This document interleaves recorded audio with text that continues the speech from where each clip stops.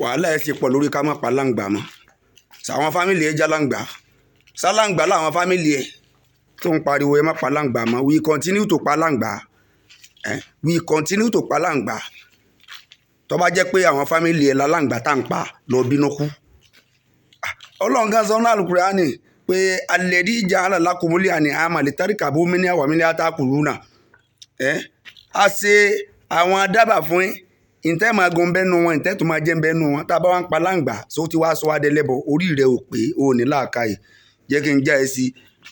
adárípọ́n tó ń wò yẹn adárípọ́n Alangba tó ń wò yẹn oògùn ikọ́ tó tó láyé yóò sí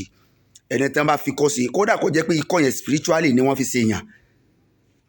tàbí èèyàn ní kọfí àwọn asthma ikọ́ asthma yẹn ìwọ mú Alangba adárípọ́n yẹn ẹ gé orí ẹ̀ dànù ọwọ́ rẹ̀ kéékèèké yẹn ẹ gé dànù kẹ́ẹ̀gé kéékèèké ẹ yọ fún rẹ̀ dànù ẹ gé yòókù kéékèèké ẹ dín kọ́gbẹ kẹ́yìn tó bá ní kọ́ asthma kọjẹ́ tàbí bẹ́ẹ̀ ẹ yọ orí rẹ̀ kúrò bẹ́ẹ̀ ẹ gé orí ẹ̀ dànù ọwọ́ rẹ̀ kéékèèké tó lè kánná yẹn ẹ gé dànù ẹ ha ìpẹ́pẹ́ ara rẹ̀ ẹ ò kẹ́ ẹ gé gbogbo yòókù kéékèèké ẹ kó sínú ike omi ẹrú ẹ dà lé lórí ẹ da omi ẹrú lé lórí lẹ́yìn ọjọ́ kẹta kẹ́yìn tó ní ikọ́ chronic ikọ́ ni o kì í ṣe ikọ́ kéékèèké o ikọ́ tó ti di chronic ni o là ń sọ o kẹ́niyàn máa mú